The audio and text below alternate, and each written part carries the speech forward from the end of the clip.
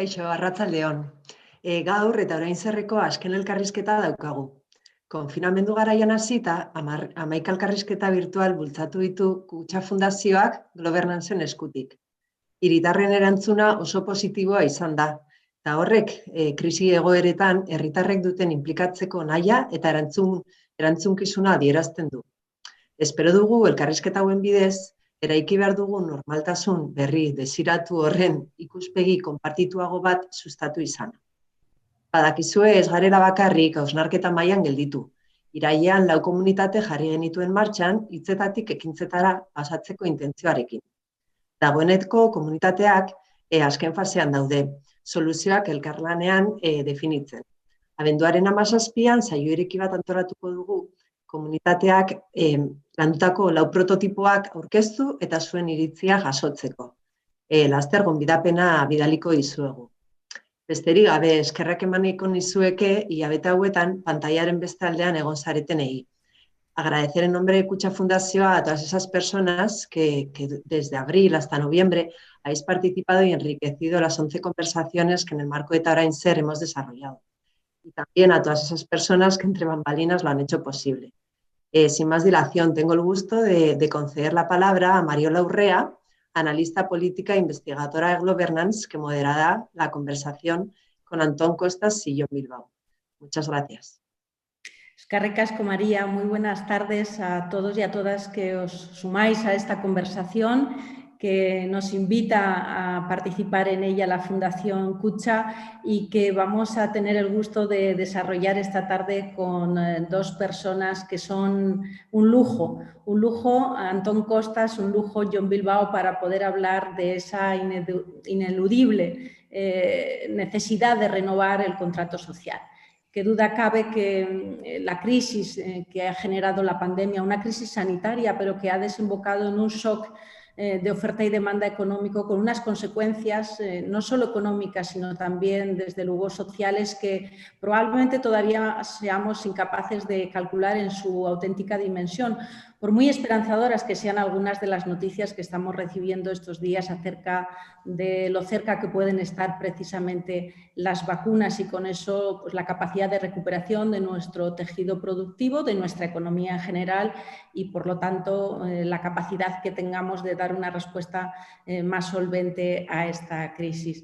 Y en este escenario de crisis ha acelerado esa oportunidad que planteaba al inicio sobre la conveniencia de discutir, de conversar, de acordar, de consensuar un nuevo contrato social. Y precisamente para abordar todas las dimensiones que componen este esfuerzo colectivo que nos interpela a todos de plantearnos, si es caso, ese contrato social, os decía, tenemos el gusto de presentaros hoy y el mío personal de moderar una conversación entre Antón Costas y Jon Bilbao. Antón Costas es catedrático de Economía en la Universidad de Barcelona y ha sido durante unos cuantos años, 3 años, presidente del Círculo de Economía de Barcelona. Y en el caso de Jon Bilbao, en el ámbito de Euskadi no necesita mucha presentación, pues ha ocupado durante muchísimos años puestos de responsabilidad en el departamento legal, en el departamento jurídico de Confesbank, aunque ahora su ocupación principal es en el ámbito de la consultoría independiente. Muy buenas tardes, Antón, muy buenas tardes, Jon, ¿qué tal? ¿Cómo estáis? Muy buenas tardes, Mariola.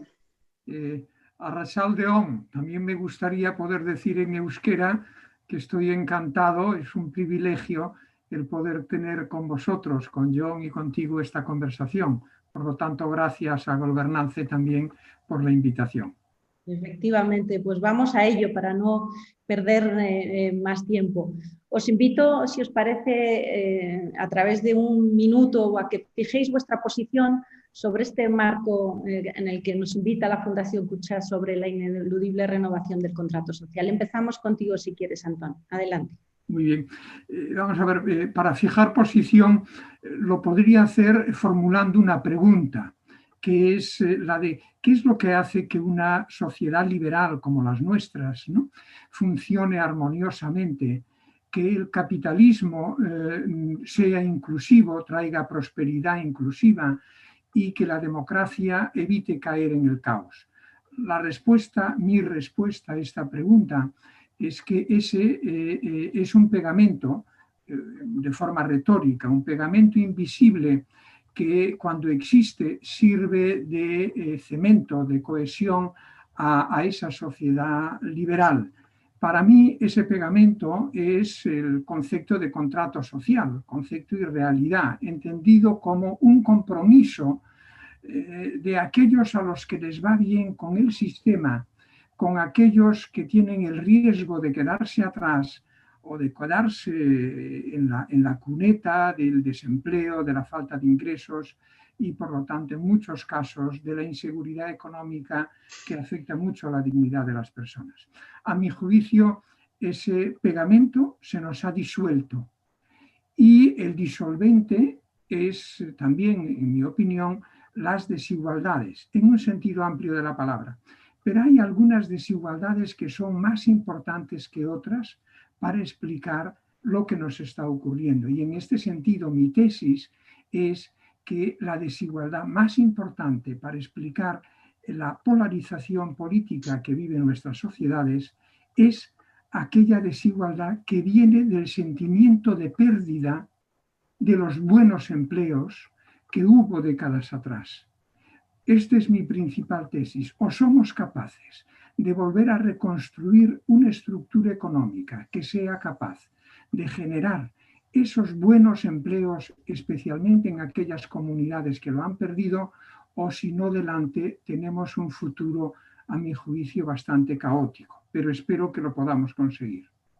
Bueno, pues con este elemento del empleo como esa herramienta, esa palanca que achica la desigualdad y que en el fondo conforma parte de ese pegamento que necesitan todas las sociedades para ser sociedades esperanzadoras.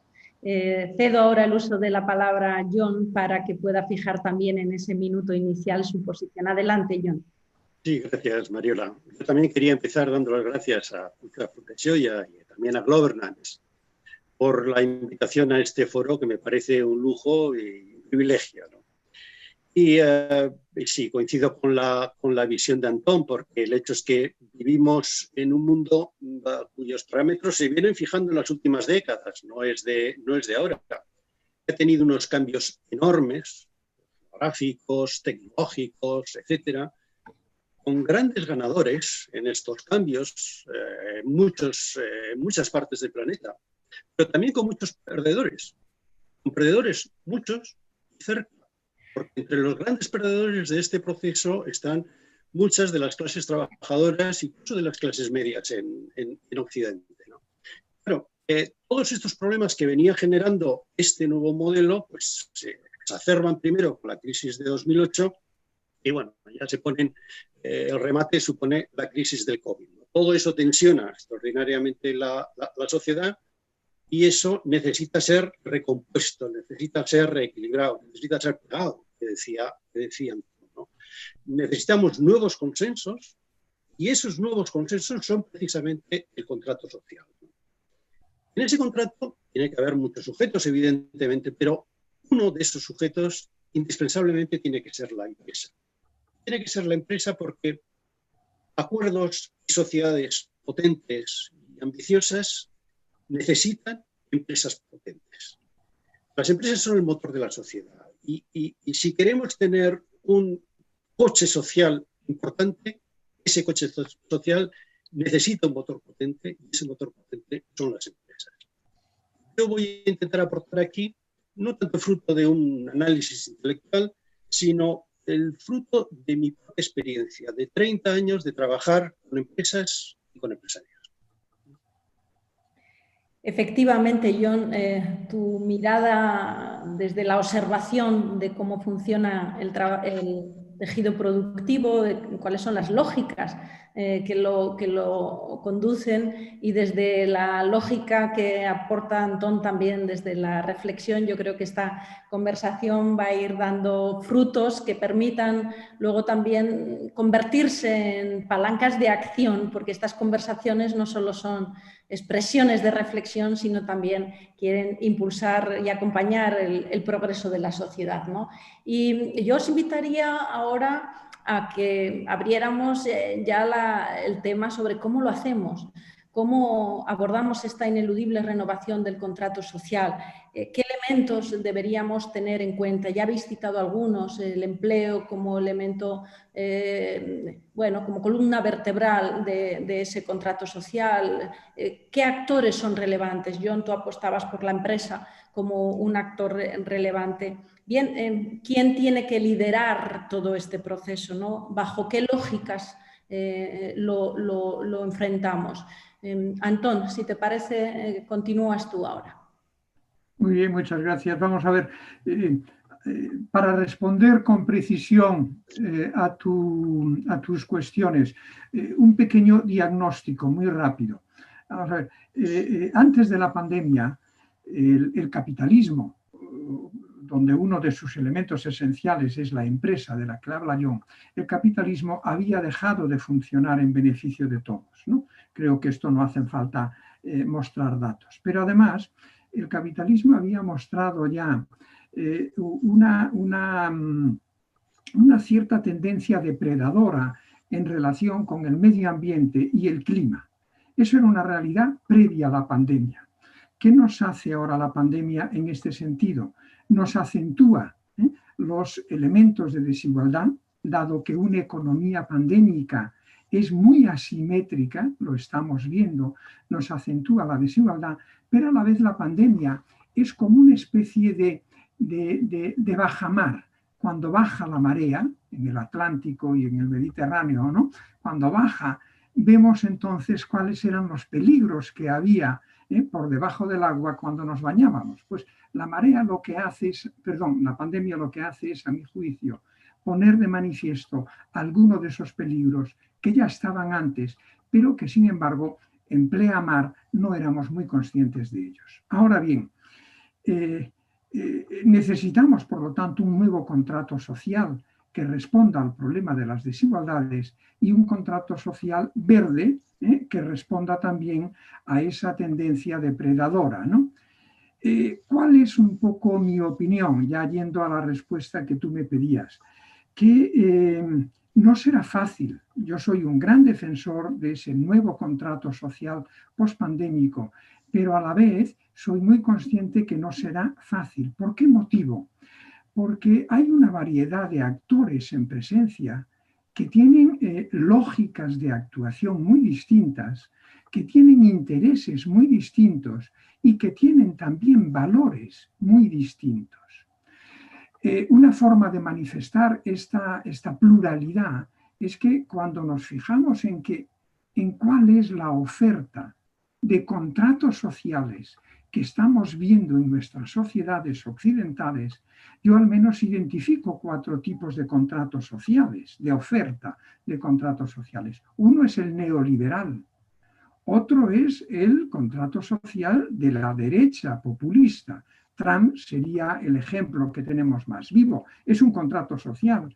Ha tenido 70 millones de votos detrás de él. Hay el contrato social de la izquierda si se quiere, radical. Y hay un cuarto contrato social que yo llamaría liberal, conservador radical, es decir, progresista.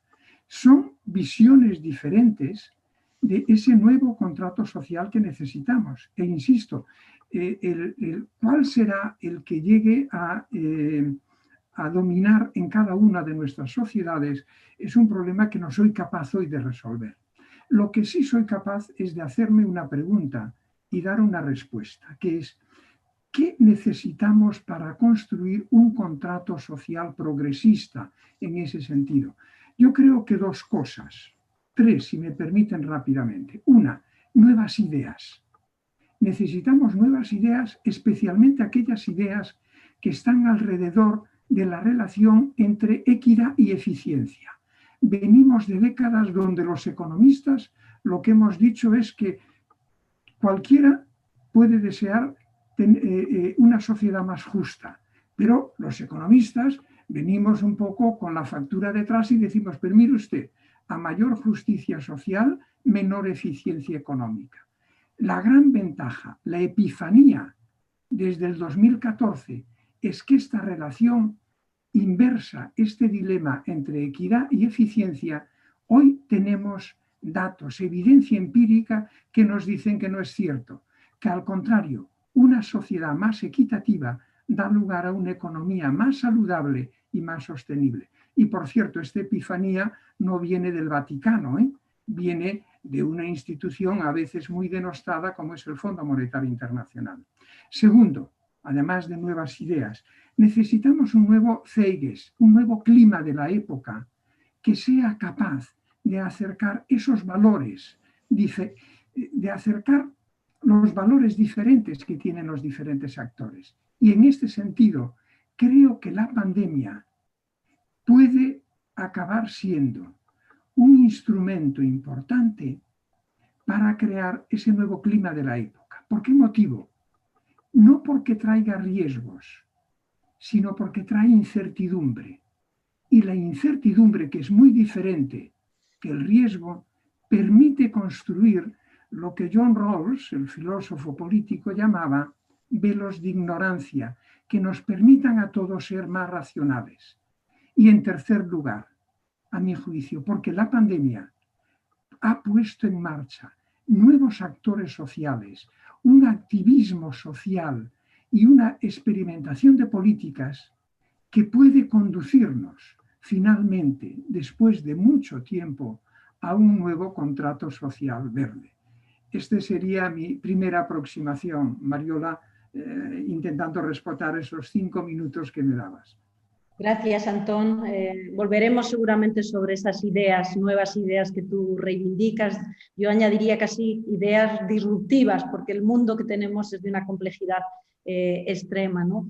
Qué buena idea esta de la incertidumbre como un elemento virtuoso, ¿no? Para favorecer una posibilidad de facilitar los acuerdos y la importancia de la apelación a otros actores, particularmente los actores sociales. Cedo ahora el uso de la palabra a John para que desarrolle con un poquito más de detalle su primera intervención y teniendo como contexto estas preguntas que formulamos. Sí, Mariola, decía antes que el mundo pues, está sometido a cambios enormes y además muy acelerados. Pero cuidado, ha generado grandes problemas, pero también enorme riqueza en todo el mundo y también en Euskadi. La Euskadi de hace 30 años no se parece en nada a la de hoy en día. O sea, el progreso en ese sentido ha sido muy grande, ¿no? Pero lo que pasa es que ese progreso no llega a todos. En la prensa del domingo salía un dato aterrador. El 42% de los jóvenes vascos están en paro. Y el progreso no es solo aumento del PIB. El progreso o es esperanza, no es. Y nada genera más desafección que la sensación de no tener oportunidades para progresar. Los jóvenes hoy en día están convencidos que van a vivir peor que sus padres y que el futuro que tienen es más oscuro que el presente, ¿no? Esto hay que corregirlo. De alguna manera, la actividad empresarial tiene que redundar en progreso social. Ese dilema entre la equidad y la eficiencia que decía Antón, eso hay que aquilatarlo, porque precisamente hacerlo fortalece precisamente la democracia como forma de gestión de las sociedades, ¿no?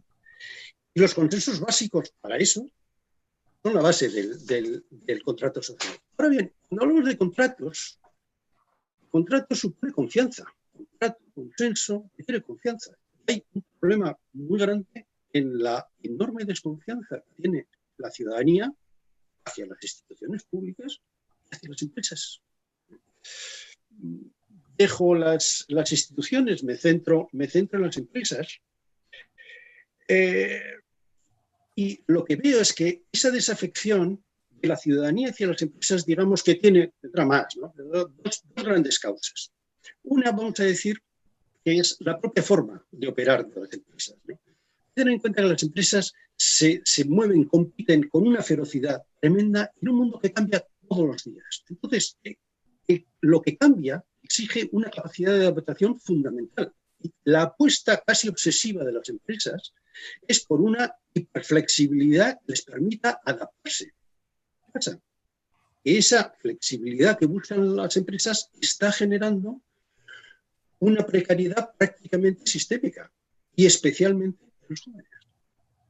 Pero hay otra cuestión en la que me quiero detener. Justifica también esta desconfianza de los ciudadanos en las empresas. Y es que yo creo que no se distingue bien entre lo que es la dinámica interna de la empresa y los fines sociales a los que la empresa puede favorecer.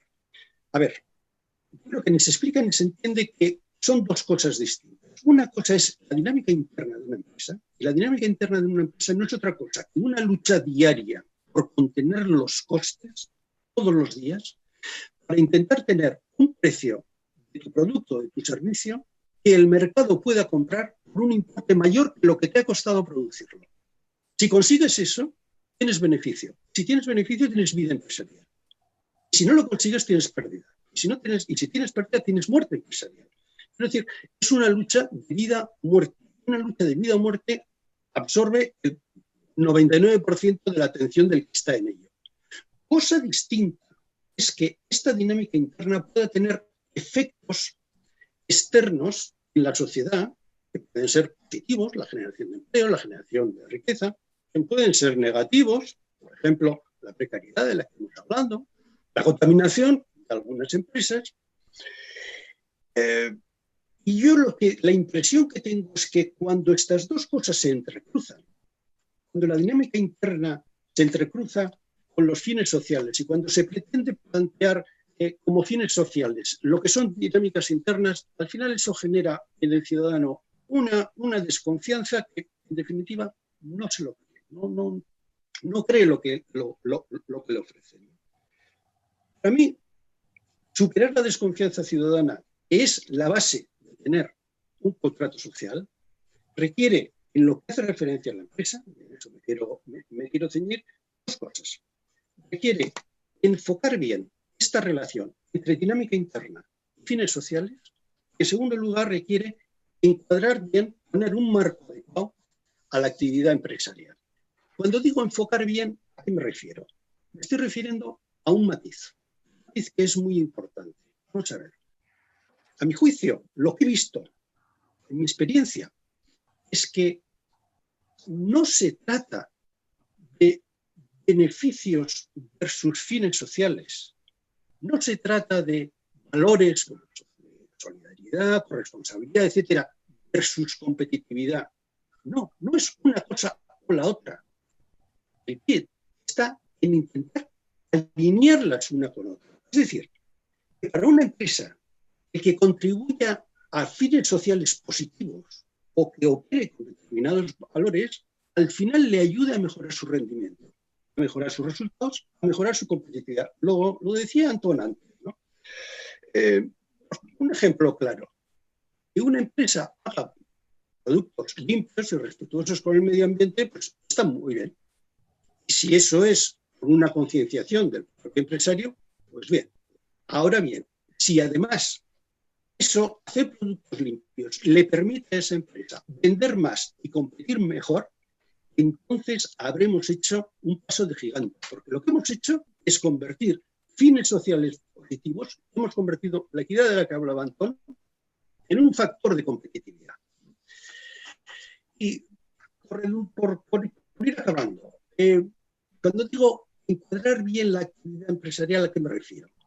Pues que alinear fines sociales positivos con dinámica interna de la empresa, porque esa dinámica de lucha con los costes y demás, ni es casual ni es fácil.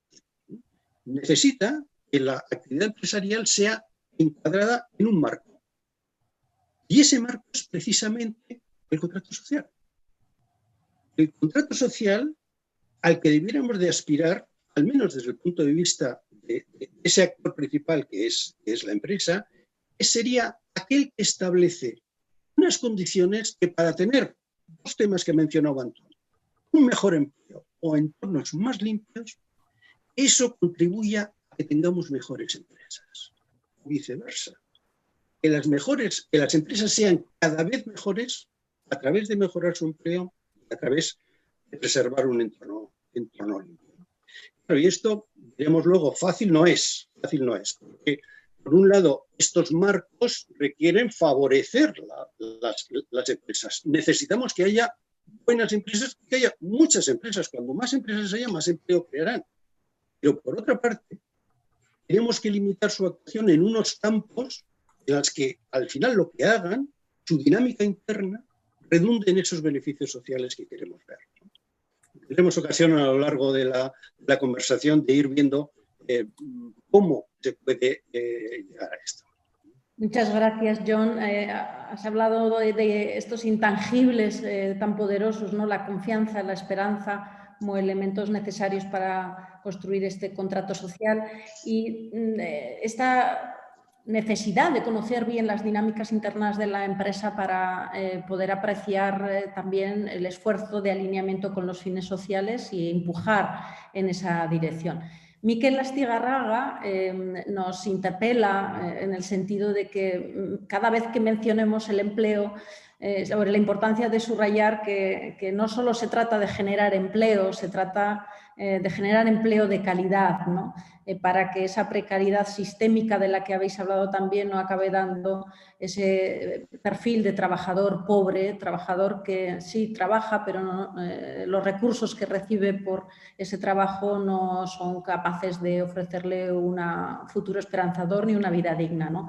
Y yo, si os parece, continuaría por aquí, ¿no? Por ese ejercicio de pensar en cómo hacemos para mejorar ese empleo de calidad, qué parte de valor añadido, cómo trabajamos todo lo que es la parte de capitalizar los recursos humanos, ¿no? De aportar valor añadido en ese sentido, cómo proteger el empleo también, cómo generar, en su caso, más empleo de calidad. Antón, si quieres, es tu turno.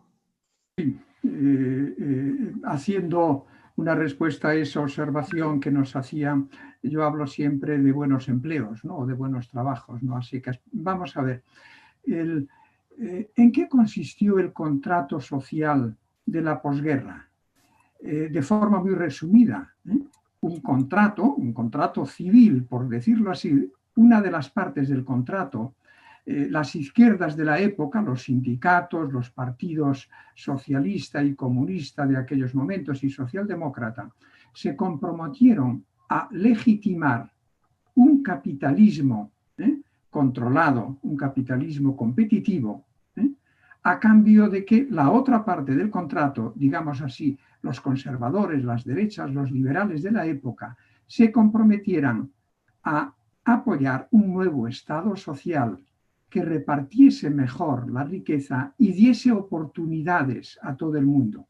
De ahí surge el sistema público de enseñanza universal como elemento de oportunidades, o surgen tres pilares básicos del Estado social o del Estado del bienestar, dirigidos a erradicar la pobreza de mayores, se decía en la época, no de jóvenes, que eran por un lado, la introducción de los seguros públicos de desempleo, en segundo lugar, la introducción del servicio sanitario público universal y, en tercer lugar, los sistemas públicos de pensiones. Educación y estos tres pilares formaron, insisto, ese otro elemento del contrato.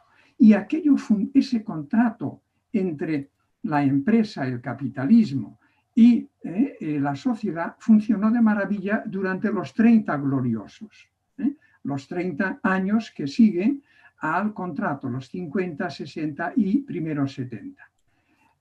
John, lo que tenemos que preguntarnos es qué sucedió a partir de finales de los 70, comienzos de los 80, para que ese contrato entre capitalismo y empresa y sociedad comenzase a estropearse.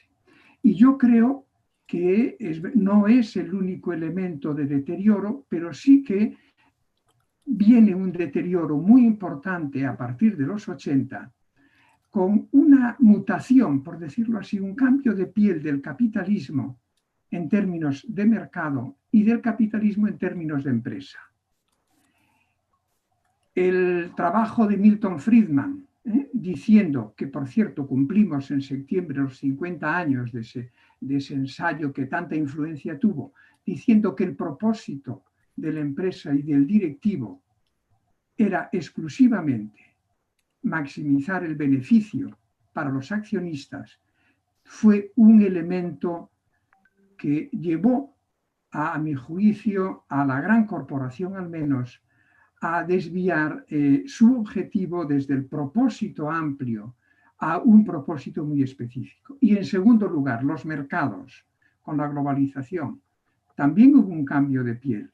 La concentración que se produce en todas las industrias, en todos los sectores de la economía, a partir de los años 90, ha dado lugar a un poder de mercado de muy pocas empresas dentro de cada industria que hoy sabemos que es la fuente principal del deterioro de los salarios y de los empleos a partir de los años 90. Por lo tanto, es necesario fijarse en el funcionamiento tanto de los mercados como en el funcionamiento de las empresas si queremos volver a reconstruir un contrato social que dé confianza a todos los actores.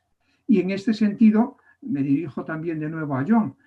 Vamos a ver, yo soy académico, pero soy consejero de 4 empresas, vivo en el mundo de la empresa y empresas cotizadas, ¿no? Y por lo tanto, espero no ser tan estúpido como para lanzar piedras sobre mi propio tejado, ¿no? Pero creo que tenemos que, desde el propio mundo de la empresa, tenemos que emprender algo que ya se está haciendo, una reforma del propósito de la empresa, porque o lo hacemos nosotros los de dentro o nos lo impondrán desde fuera, tal como estamos viendo ya en algunos casos. Yo creo que vamos a tener que combinar la autorregulación interna desde el propio mundo corporativo y empresarial con algunas regulaciones o muchas regulaciones externas que vayan creando poco a poco este nuevo mundo, este nuevo contrato social al que Mariola nos quiere llevar, ¿no? Adelante. Yo creo que ahí, Antón, coincido contigo, ¿no? Pero cuando preguntabas al principio, bueno, ¿por qué el contrato social que surge de los 30 gloriosos pues se acaba? Pues yo creo que se acaba porque las circunstancias de las que surge caducan. Es decir, surge de un contexto de posguerra mundial, un contexto atroz, tiene un recorrido extraordinario, pero como todo en esta vida, pues se agota y eso es sustituido por un sistema distinto, efectivamente, últimos de los 70, principios de los 80, que genera una serie de ventajas, una serie de beneficios, pero también una serie de problemas. Pero para mí lo verdaderamente relevante es que hay una coincidencia bastante generalizada en que este nuevo mundo globalizado, tecnológico, hipercompetitivo en el que nos movemos requiere de nuevos consensos. Y esto, quizá por la vigencia del pensamiento de Friedman o por el ultraliberalismo de algunos posicionamientos, esto no era lo común hace poco. Y hoy en día, sin embargo, yo creo que hay un consenso importante en que nos tenemos que sentar y tenemos que encontrar una fórmula para reordenar progreso social, actividad empresarial y democracia, que son las 3 piezas del contrato social de los 30 gloriosos, pero vamos a tenerlo que hacer de otra manera. Es decir, no podemos reproducir lo que se hizo en su momento. En todo caso, en el cómo hacerlo, ahí mi experiencia me señala algunas cuestiones que me gustaría plantear, ¿no? Una, yo creo que es importante no dispersarse. Es decir, tenemos problemas muchísimos, pero creo que debiéramos de centrarnos en los 2 grandes problemas que tiene el mundo hoy, que es la sostenibilidad ambiental y, por otro lado, el empleo. El empleo que, como ha dicho el quien nos ha preguntado antes, necesitamos generar un empleo que permita a las personas desarrollar su proyecto de vida. No podemos vivir en tiempos de incertidumbre máxima. Es cierto, como nos dicen en Governance and Linearity, que es consustancial a nuestro tiempo gestionar la incertidumbre. Pero la incertidumbre no puede ser de tal nivel que impida a las personas desarrollar mínimamente un proyecto de vida, que es lo que está pasando con mucho del empleo que se genera ahora. Y para llegar a esto, yo solamente lo quiero dejar planteado, que hacer estos avances no se hace con la ley o solo con la ley. En España hay una fe absolutamente justificada en el Boletín Oficial del Estado. Nos da la impresión que porque está en el Boletín Oficial el tema ya está resuelto. Obviamente no es así. Yo creo que lograr avances concretos, avances eficientes, eso solamente se puede hacer de una manera de trabajar distinta. Esa manera de trabajar distinta es la colaboración público-privada. Porque ese es la pieza angular del modelo, porque las soluciones a los distintos problemas que nos pasan no las tienen las instituciones, las tienen los sujetos que padecen esos problemas.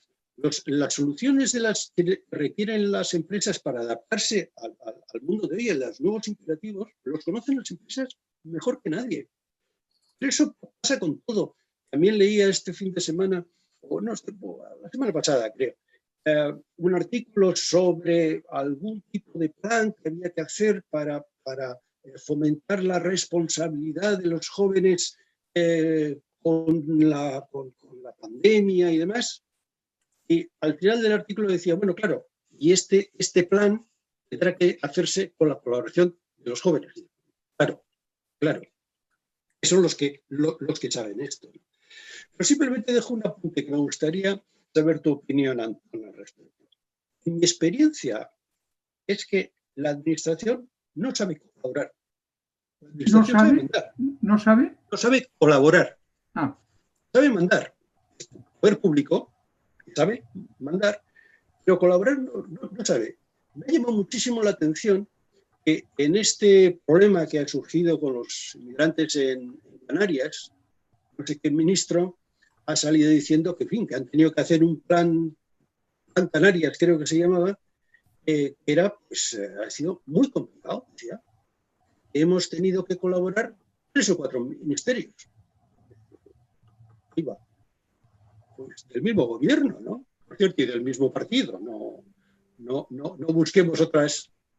Eso, colaborar entre distintos departamentos para una empresa, es lo natural. Sin embargo, a la administración le cuesta. Recuerdo también un alto cargo del gobierno vasco, una consejera que me comentaba, que le llamaba muchísimo la atención el que cuando hacían un concurso público para competir las empresas, decía, competían a muerte, pero a muerte. Pero sin embargo, cuando al final resulta que quedaban 1 o 2 y nos gustaban unas cosas de uno y otras cosas de otro, decíamos, oye, ¿no podríais hacer algo conjunto? Sí, al día siguiente lo tenía. Y eso le llamaba la atención de una manera extraordinaria. ¿Tienes tú esta experiencia? Sí, iré a este aspecto de la colaboración público-privada que tú me pones como un trapo de toreo, ¿no? Para entrar en él, porque en parte estoy de acuerdo contigo, pero quiero hacer matizaciones. Pero déjame antes hacer un comentario. Mira, a mi juicio, si queremos cambiar las cosas, tenemos que partir de una idea, de que no hay fatalismos en el cambio tecnológico, no hay fatalismos en la globalización, que nada de lo que existe era inevitable. John, tú un poco venías a sugerir que el desvío del capitalismo y de las grandes corporaciones o de la empresa a partir de los años 80 fue inevitable. Yo no lo comparto. No había una inevitabilidad. Sí que es cierto que el contrato social de posguerra, respondiendo a aquella ley general de Ricardo, yo creo que es la única ley general que existe en economía, que es la de los rendimientos decrecientes, había ido perdiendo fuerza. Pero me interesa señalar esto. Si creemos que la tecnología nos aboca, es el destino, por decirlo así, si creemos que la globalización es el destino, nos imposibilitamos para cambiar las cosas. La tecnología y la globalización para mí son como dos potros jóvenes salvajes llenos de energía extraordinaria que si los dejas libres por la pradera harán lo que hicieron en las últimas 4 décadas, destrozar muchas cosas. Pero si eres capaz de subirte a ellos, ensillarlos, encincharlos y llevar esa energía que tienen hacia aquellos objetivos que tú consideras deseables, creo que esas fuerzas, insisto, tanto de las tecnologías como el propio capitalismo, son un bien para la humanidad. Pero esta era mi primera observación, es decir, si queremos cambiar las cosas, tenemos que tener una conciencia muy plena de que no hay ni en la economía ni en la tecnología nada que aboque a un determinado resultado. Eso va a depender de nosotros, de la sociedad. Voy a la colaboración público-privada. Vamos a ver, 2 cosas. Los 3 pilares de la prosperidad, a mi juicio, de cualquier sociedad, los pilares de la prosperidad son 3. Son mercado y empresa o capitalismo, sin duda. En segundo lugar, el Estado en su sentido amplio. Tercero, lo que llamamos tercer sector, la sociedad. Porque si no metemos esta tercera pata, el sistema nunca será como un taburete de 2 patas, no estará equilibrado. Y lo que ha ocurrido en las últimas décadas es que el acento que hemos puesto en el mercado y en el Estado como único pilar de la prosperidad dejó atrás a las comunidades, en ese sentido, al tercer sector, a las comunidades, y son esas comunidades, los datos son muy evidentes, los que ahora están apoyando respuestas políticas diferentes como son las del populismo autoritario. Colaboración público-privada. John Maynard Keynes lo dijo muy bien en los años 30. En las economías de mercado hay un problema de coordinación entre las decisiones de las empresas, del sector privado, y las decisiones del sector público. Si este problema de coordinación no se resuelve bien, nuestras economías estarán funcionando de forma un poco atolondrada, ¿no? Por eso estoy de acuerdo que hemos de buscar, y especialmente para el buen uso de los nuevos fondos europeos, hemos de buscar una buena cooperación, si se quiere, colaboración público-privada y social, el tercer pilar. John, esto es muy importante. Estoy de acuerdo contigo parcialmente en que el poder político, la administración, tiran más hacia mandar que hacia colaborar. Pero déjame hacernos una pequeña observación a nosotros mismos. Tú sabes que en el mundo de la empresa, también dentro de las empresas, tenemos estructuras de silos. Es decir, no somos el instrumento perfecto de la toma de decisiones de tipo cooperativo. Por lo tanto, la colaboración público-privada, metiéndole la pata, insisto, comunitaria del tercer sector, es esencial. Pero no creo que podamos hacer descansar toda la responsabilidad de mejorar esta colaboración en el ámbito del sector público. Creo que nosotros también tenemos un campo de mejora bastante importante. Este apunte que señalas, Antón, sobre la colaboración público-privada, vincularlo con el fondo de rescate o el fondo, perdón, de recuperación, mejor dicho, que proviene de la Unión Europea, va a ser realmente un imperativo. La única manera de aprovechar de manera más eficiente los recursos que van a venir de la Unión Europea es si somos capaces de levantar proyectos lo suficientemente potentes como para absorber esos recursos y lo suficientemente potentes como para transformar nuestro tejido y los mimbres con los que construimos el desarrollo de nuestra sociedad. Y esa colaboración pública-privada a veces va a requerir también algunos cambios en el modelo de regulación que las incentive y que las potencie, ¿no? Pero me gustaría también que no olvidáramos un elemento que ha estado presente en vuestras intervenciones, tiene que ver con la globalización, ese capitalismo de globalización que, bueno, pues ha evidenciado algunas debilidades y cómo la pandemia las ha enfatizado, y ahora hablamos de conceptos como soberanía industrial o autonomía estratégica, que en definitiva nos interpela sobre qué tenemos que producir, dónde lo debemos producir, que son elementos también que pueden contribuir a cimentar algunas variables de este contrato social, ¿no? Y me gustaría pediros también una reflexión en este sentido. Y, por supuesto, recordar a todos los que están siguiendo esta conversación que tienen a disposición los canales para hacernos llegar cuantas preguntas o reflexiones quieran que traslademos a nuestros invitados. Adelante. Sí, vamos a ver, yo creo que la pandemia puede ser una bisagra de la historia, ¿no? Una bisagra que nos haga pasar de una habitación a otra de la historia. ¿Por qué motivo? Porque antes decía que la pandemia es como una especie, se puede ver como una especie de bajamar que te descubre tendencias de fondo que ya estaban ahí y que la pandemia intensifica y fortalece. Yo veo tres que son muy importantes para responder a la pregunta que tú nos haces.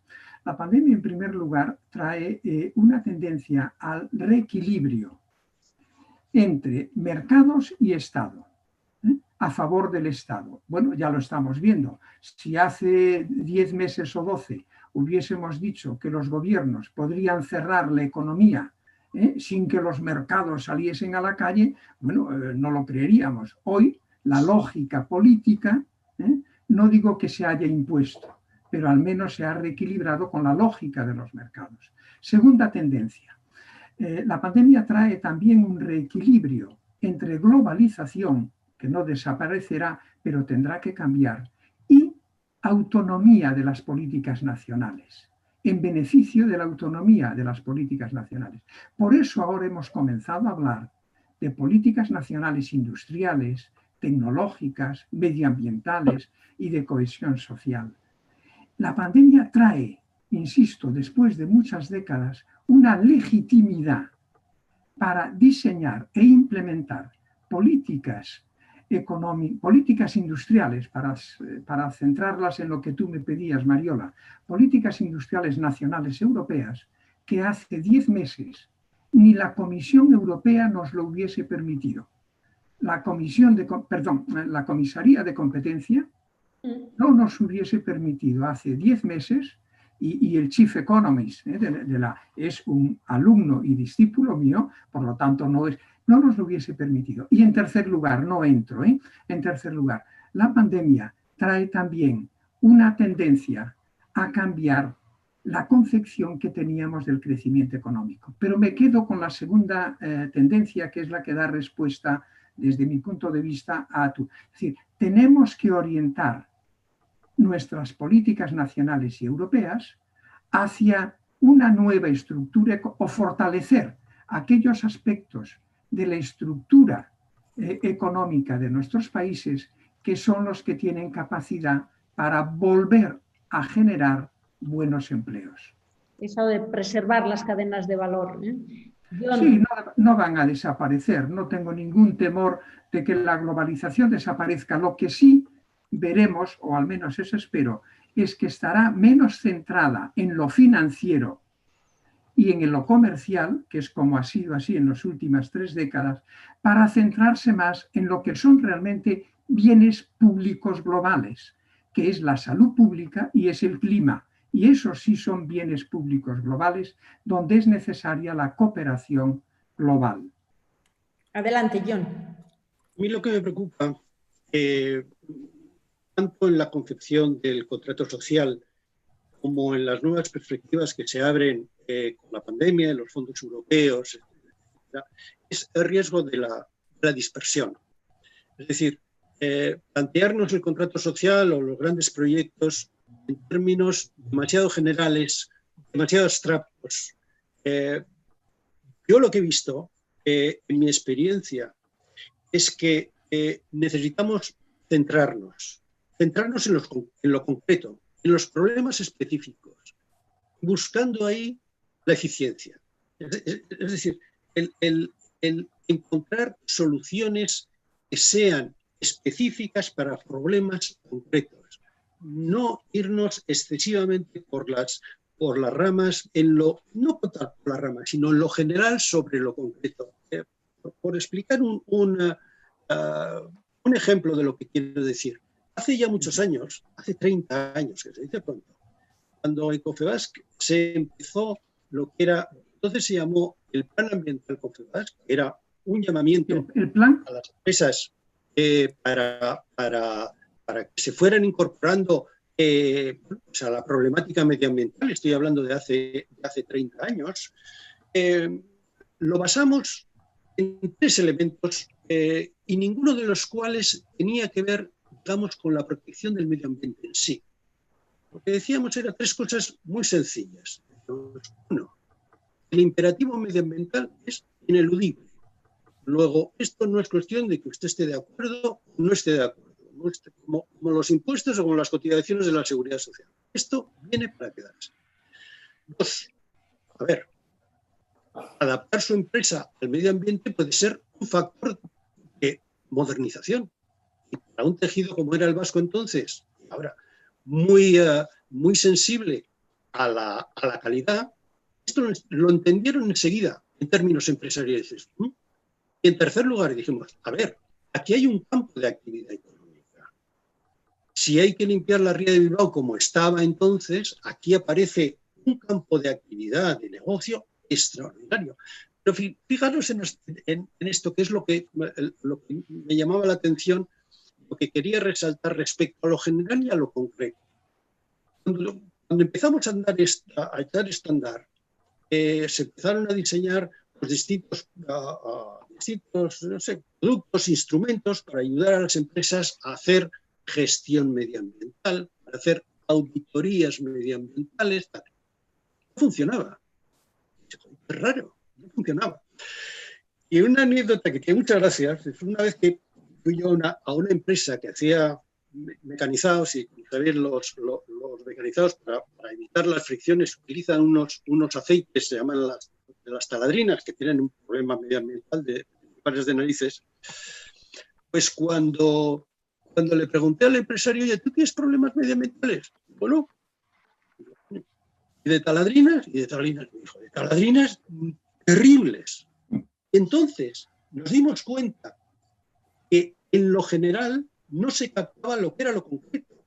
Y de tener una política medioambiental determinamos que no. ¿Cuáles eran los 5 sectores que contaminaban más? Las acerías, las papeleras, no sé qué. ¿Cuál era el problema ambiental de cada una de ellas?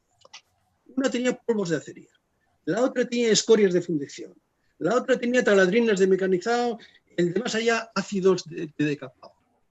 Sus problemas específicos no tenían nada que ver uno con otro. Y lo que hicimos fue resolver cada uno de los problemas. A eso me refiero. Contratos sociales,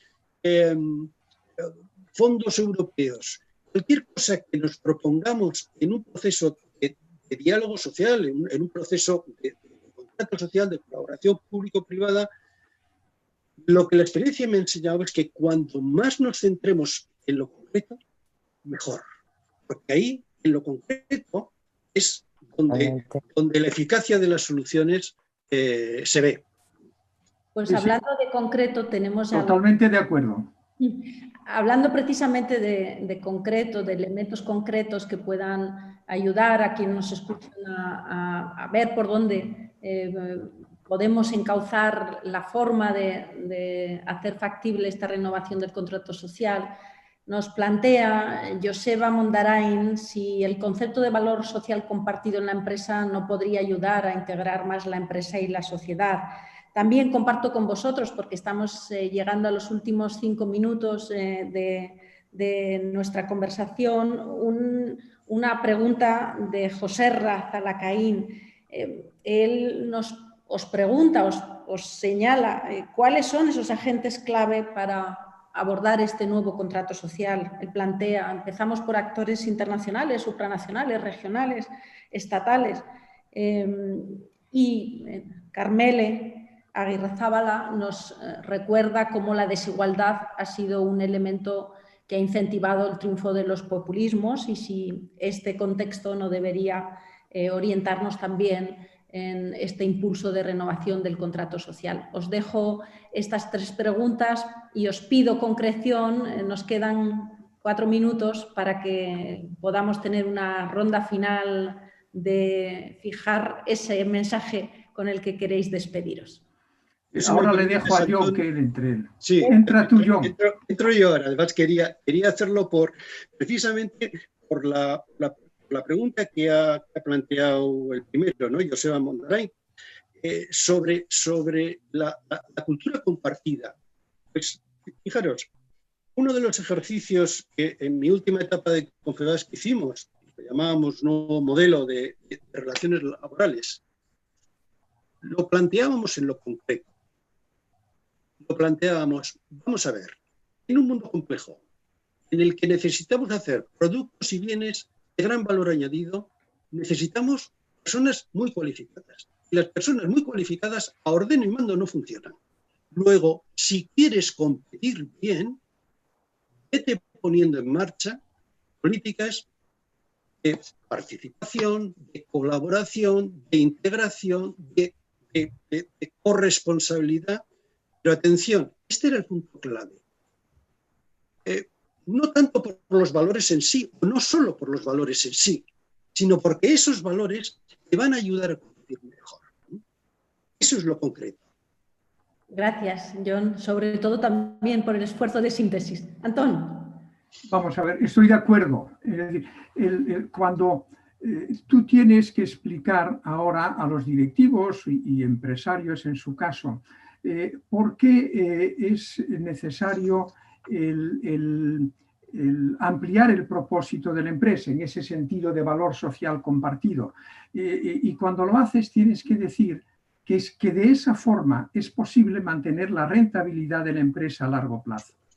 Esto es muy importante porque si desde el mundo empresarial se ve todo este nuevo propósito como una carga que te va a hundir, no habrá respuesta. Y ahí me adhiero a la reflexión que ha hecho John y que comparto plenamente.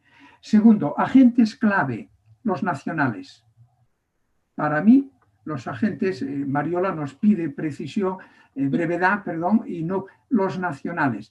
También los europeos, sí, pero los nacionales. Estamos viendo que si no hay complicidades dentro, si no hay un proyecto de país más o menos compartido, no hay posibilidad de avanzar. Y tercero, la desigualdad es muy importante. No sé quién hacía la pregunta. Carmel, vamos a ver, es muy importante, pero en la dimensión política hay algunos tipos de desigualdad que son más importantes que otros. Lo podría documentar. Lo que quiero decir es, el populismo autoritario, el apoyo al populismo autoritario, viene especialmente de aquella desigualdad que surge del sentimiento de pérdida, de haber tenido buenos empleos, de tipo industrial en sentido amplio, buenos empleos, con salarios que no daban para hacerse rico, pero que sí dieron para construir una vida de clase media y unas comunidades locales con estilos de vida propio. Es este sentimiento de pérdida el que explica no en su totalidad, pero en gran medida el voto a Trump lo podría dar condado por condado, el Brexit y también en parte, déjenme decirlo así, en parte la situación de Cataluña. Pues nos quedamos con este último mensaje, Antón, y el minuto de oro se va a convertir en unos segundos de oro, pero no me resisto a que ahora comience John y acabes tú, Antón, dirigiéndoos a todos los que nos han escuchado esta tarde con el mensaje que os parezca más pertinente compartir con ellos. Adelante, John. Para mí, siguiendo con la idea justo que acaba de plantear Antón ahora, el contrato social, más que apoyarse en esa idea de pérdida que la comparto, lo que tiene que ser es un instrumento para que el progreso llegue a todo el mundo. Es decir, el pacto, el progreso como esperanza, como futuro, esperanza en el futuro, ¿no? Y para conseguir eso no se hace con postureo. Eso se hace con colaboración público-privada, seria, centrada en lo concreto, buscando soluciones eficientes para intentar lograr que tengamos, por un lado, muchas empresas que sean potentes, que sean innovadoras, pero por otro lado, que contribuyan a la sostenibilidad del planeta, contribuyan a crear un empleo que permita a las personas desarrollar su vida y que eso mismo las convierta en más competitivas. Como decía Antón, que les permita ganar dinero ahora y dentro de 10 años, porque cumplen una función. Gracias, Antón. Bueno, pues segundos de oro. Vamos a ver. Yo creo que el reto fundamental de las sociedades desarrolladas y de las democracias liberales es crear buenos empleos para todos. Y eso exige dos cosas. Volver la vista a una estructura económica que vuelva a estar centrada en la industria en un sentido amplio de la industria, que me llega hasta los servicios, algunos servicios. Y en segundo lugar, tenemos que crear nuevos instrumentos para poder asegurar el compromiso público con el pleno empleo.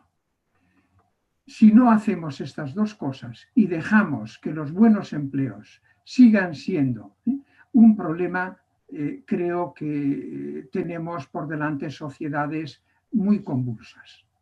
Pues muchísimas gracias, Antón Costas, John Bilbao, por esta magnífica conversación que habéis compartido entre vosotros y con todos los que os estábamos escuchando.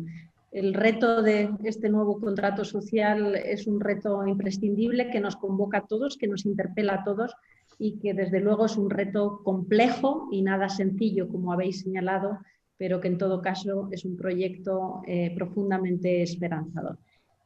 Un fuerte abrazo a los dos, virtual, y hasta la próxima. Hasta la próxima, A vosotros, un placer.